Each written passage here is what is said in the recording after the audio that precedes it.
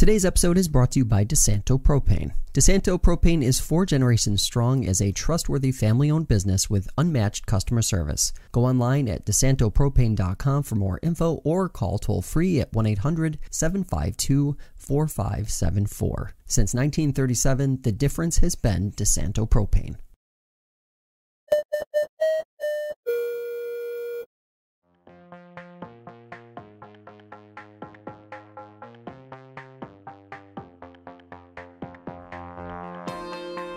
Today we continue our series previewing local elections across the Finger Lakes by catching up with one of the candidates running for Marion Town Supervisor. Summer Johnson joins me via Zoom. Summer, thanks so much for being here today. Yeah, thanks, Josh. Thanks for having me again. So we talked in the spring. Lots changed, but let me ask you this. Why are you running? Yeah, that's a very easy question that candidates, I think, should be asked very often. And the simple truth is I've been wanting to run for a couple of years now. And I've, over the years, have talked to several key leaders in our community, including the current town supervisor, Jody Bender. And I ran a couple things by her, said, listen, I really want to run. What can I do? She offered some advice, said maybe join a board, maybe, get to know the community more. And then, after a few years of that, it'd be a good place for you to decide to run for supervisor. I said, okay. So upon doing all of that, I decided to run for supervisor with the blessing of my family and my friends and, local supporters, especially right before pre-COVID. I was going to our town board meetings, and the things I was seeing there transpire were pretty disturbing. And I thought it'd be a great opportunity now to take a couple of years, build up an agenda, build up a platform, get some networking connections, and then run for office to help with the transparency and our fiscal mess that we have here, not just at the town level, but also the county level in Wayne County, and really make a difference. So that is why I decided to run. So now you've been campaigning for a bunch of months, and I'm curious, what are you hearing as the biggest issues when you go door to door and talk to folks out there? The biggest issue so far that I'm hearing, of course, is taxes, the amount of property taxes and the amount of school taxes that our residents are paying. Now, I understand that plight. I moved to Wayne County 6 years ago to kind of escape the heavy tax burden of, say, Monroe County. And now it seems to have caught up, and they're pretty equal in amounts based on the tax caps. So that was pretty disappointing. So I share that frustration with people. And not only the tax cap and the property taxes, but our school taxes keep going up. And a lot of people are looking for that bridge too between like town leadership and district leadership. And they're looking for more of a connection there to work together to help maybe offset some of those expenses for families. And I'm curious, how much of a balancing act is that? Because you want to maintain services, I'm assuming, but also at the same time, you're trying to reassure people that, yes, we do also need to keep taxes lower. How difficult is that, or how much of a challenge is that in terms of when you think about what an administration would look like? Yeah, so I am very hopeful that my administration is going to be very fair and balanced. And what that might look like to some is balancing the books, balancing the taxes. However, we say services and resources. Here in Marion, we have very little in terms of services that are rendered for our tax dollar. We barely have a rec department. You look at other towns like the town of Walworth or Williamson, our surrounding neighbors, same rural setting, a little bit higher population, but they have a slew of benefits and a slew of resources to their people. We can barely this summer we had to cancel our rec program because we didn't have enough counselors to help with the kids. So we had to cancel it altogether. So again, you look at that and say, well, why are my taxes so high year after year? And they just voted to up the tax cap and bypass that this year for this budget, which signifies to me that it's going up again, but yet we don't have any of these services. That's a $1 million question, Josh. It really is. I sat in on some of the budget meetings this year, just recently here, and there's a $300,000 gap in Marion that they need to try to cut from the budget. and all while voting to increase the tax cap. So, again, $1 million question that I can't wait to get my hands on once I'm elected as supervisor. Does it feel like it's something that's attainable in terms of reversing that? Because it sounds like this is a problem that's existed for a while, and it might be a bit of an undertaking to try and swoop that around in 1 year. No, I think it's very obtainable. I'm a very ambitious person. I have a lot of energy. I work on vacations, on passion projects, not like my everyday 9 to 5. And I actually enjoy looking into these things. I'm a paralegal by trade. I have an investigative mind. I enjoy redlining items. It's one of those things where my family laughs at me and they're just you are something else. Like, we don't know why you enjoy this stuff, but you do. And I think it is obtainable once we see where the money is going and how this is promised to certain individuals, certain departments within the town, and working with those people to maybe renegotiate those partnerships that have been in place for 25, 30 years. And also at the same time, really focusing, I'm going to have a heavy focus on business development. Right now, I've been working in marketing, and it's simple. You have to market your town. It's a person, and you have to make it attractive for businesses to come in there and work. And so we need to focus on that from the county down. Also, it really is, other than 104 and some antique shops sprinkled around, we really have to make sure that we're supplying these small towns along the Old Ridge Roadway and some of the back roads that have gotten left behind, like Marion. Once they built Route 21, it was kind of a ghost town. But we have to bring the businesses back to the people. Marion's lost another business just recently. They're shutting down in October, a pizza place. I think it's like the 4th pizza place in 4 years that has been there. So I'm very excited to start getting in there and figuring out how these relationships are working in order to fix it. What does successful economic development, because that's what we're talking about, right? When we're talking about business development, we're talking economic development. What does successful economic development look like? Say you get 2 or 3 or 4 years into this. What would successful economic development look like in your vision? Yeah. So to me, coming from a blue collar family, the first thing I think of is manufacturing. That's number one. We have to be able to provide the community more than 5 jobs at a time. We have to come in there and say, hey, they're going to pay a huge chunk of tax revenue to have a business here. We're going to save them some money, maybe maybe a 5-year tax break deal that's in works, but they're going to hire 150 people right off the bat. So to me, that's what that looks like. I know we had Seneca Foods here, and it's funny because someone watched my first interview with you. And when I talked about Seneca Foods being gone, one of the board members of Marion pulled me out to the side in public, and they reassured me that that's just not true, that Seneca Foods is still here. I said, oh, well, okay, well, please tell me more. Well, there's this building on South Main Street, and there's about 3 people that sit there for IT that work for Seneca Foods. That was the response. And I said, that is not enough. That is not what we're talking about. We need manufacturing jobs back into these rural communities. That way they eat at the restaurants. They shop on their way home. They stop and get coffee. They're getting our gas. That is how that is developed. And I think it's there. It's there, especially in the technology and science hubs. The Finger Lakes and the Rochester area are just booming. Yeah.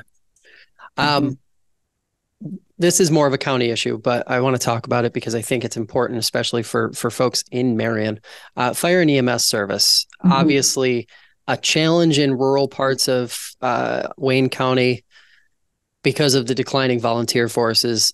Paid services, obviously not really attainable for most small communities.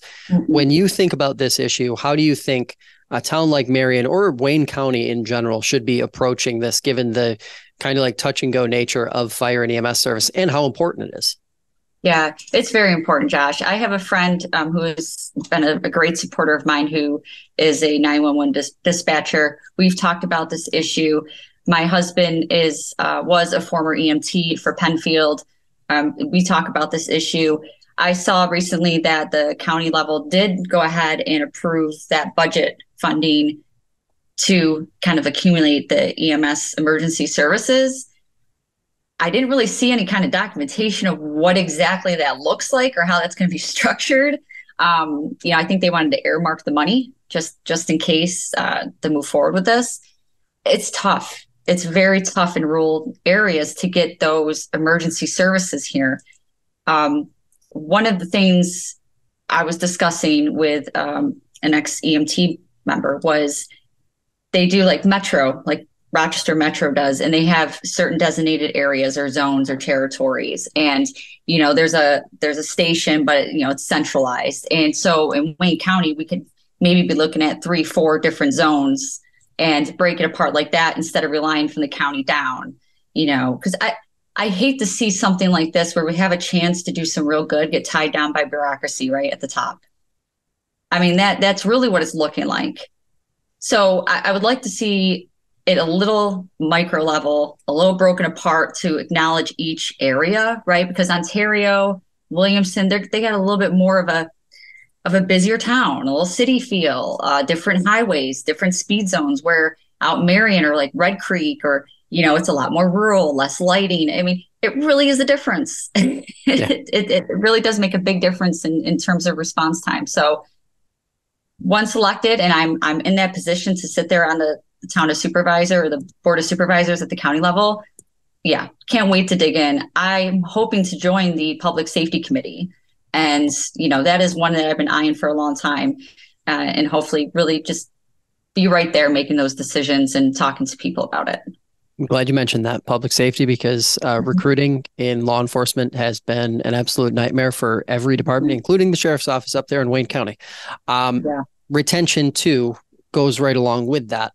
How would you like to see the county approach this to maybe not be as transient with its public safety workforce as it has been over the last, say, decade or so? Mm-hmm. Yeah. Well, at first, I just like to say, I've had a discussion, a very detailed, friendly discussion with Sheriff Milby, and he is just an amazing sheriff and really, truly cares about our community. You can see it and hear it when you talk to him. And one of the things we were discussing also is the very simple measure of just paying people more money. It really comes down to just give them more money. Police officers get the short end of the stick.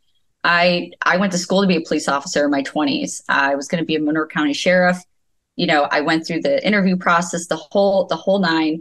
And at the end of the day, I'm like, wait, I'm risking my life for $35,000, $40,000 a year. I mean, it's a huge undertaking. And I know at the county level, the money's there. It's there. We have a surplus. Our slush fund at Wayne County it is large. It is very, very large. And we should not be holding on to that money for a rainy day when we need the safety and protection today. That needs to be relinquished, and it needs to go into public safety, into our roads, into our, infrastructure. That's where it needs to go, not just sitting there waiting for, another bicentennial event, per se. I mean, I loved it all. I mean, really, but what are we holding on to this money for? We need to start moving it around. Yeah. Housing. Can't have a conversation about housing without talking about the declining median housing stock, rent prices, senior housing availability. All of those are major issues. When you look around Marion, I would imagine you see it as being pretty ripe for development. But when it comes to those three issues, do you think Marion could sort of put a dent in this problem for Wayne County as a whole? I think they can make a good impact. I think it's going to take other neighboring communities to step up to and make that a priority, especially more east of Marion. Those more rural areas, they really need to step up also and kind of develop that 104 corridor a little better for maybe some, affordable housing, some senior housing, because again, right, we need to think about accessibility for these people, EMT services, food services, shopping services that maybe someone that has, senior housing can easily access. So it really comes into play too. We can't just build apartments in the middle of a cornfield and say, hey, there's your apartment. They need stores, they need access to their doctors and shopping and things like that. So that's also a struggle here in Marion is we have a pretty, I would say, restrictive comprehensive plan in place right now that was done in 2018. And it allows for some development. It is there. They've already gone over it and it is there. However, again, we need these developers, honest, ethical developers to come in and make these deals and make these contracts and make sure that, it's going to be completed in a timely manner too. Far too often throughout Wayne County, you'll see some construction start and 5 years goes by and it's still under construction, right? So we need to make sure that our supervisors, because I know I will be doing this, better vetting processes, better contracts for safeguarding our assets and our people, and to make sure that, we're holding these developers liable too if something goes wrong. Government transparency, community relations. When I hear those two things, I automatically think of better communication because it's the one way you fix both of those issues, no matter where you are. I'm curious, when you think about the way residents in Marion currently get information from town government or the county too, I guess, by extension of that, is it enough? Is it effective? What would you like to see done differently? Yeah, so it's not effective, if at all. It's very archaic, if you ask me. I come from a younger generation than we'd say the people who developed the website for the town of Marion, right? Years ago. And the way I look at it is if it's not in front of me, I don't go seeking it out. We have a town website, for example, it needs to be redone. We have a Facebook page that I think the clerk updates. I'm not entirely sure who maintains that page. We have the Wayne Times newspaper, which is a great resource when used properly. The way you don't use the legal notices in the back is running a special meeting notice a day before the meeting and only running it for one iteration for 8 meetings. That's not how you use that. Okay, so, and again, I don't know if this is intentional or, the unknown, but either way, we can't have that. We need to offer people more time to gather this information. And we need to make sure that they're getting it in different mediums. You need to use your social media. You need to have maybe a newsletter. I plan on putting out a monthly from the desk of the supervisor. Start gathering emails, start getting mass mailers out, and just anything you can to make sure that people know what you're doing. And like I said, utilizing the paper a little bit better would be beneficial too. It's a great paper. You guys have a great paper, and it just needs to be used more. Yeah, understandable for sure. So here's one for you. Last month, we saw the report that forecast a 40% increase in seniors living in the Finger Lakes by 2040. All the other age groups, the sub 65 age groups, are expected to decline between 7 and 14%, give or take. Mm-hmm. When you think about an aging population in Wayne County or in Marion, what challenges do you foresee from an operational standpoint? Yeah, so exactly. So that information sharing is going to be important. We're going to have to make sure that we're kind of adjusting our resources according to that population, right? We need to have a fine balance of sports and rec programs, but we also need to make sure that we're bringing into, like, for say, the public library, Medicare seminars, trust and estate seminars, computer skills seminars, things like that, to make sure that we're keeping that balance, that we're touching points on all of our population.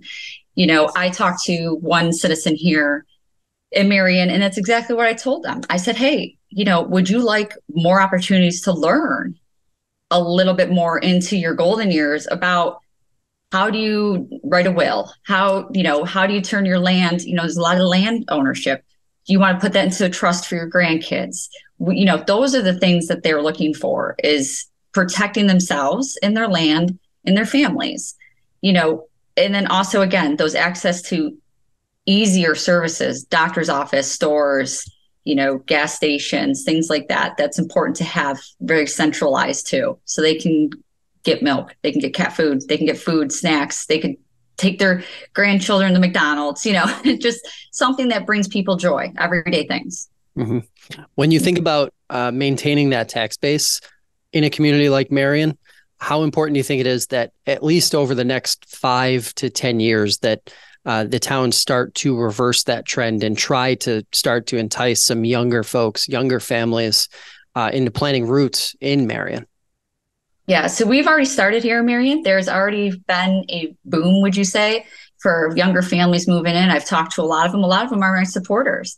I knock on their door and we hit it off right away because we have that generational connection of wanting to make a place a home, right?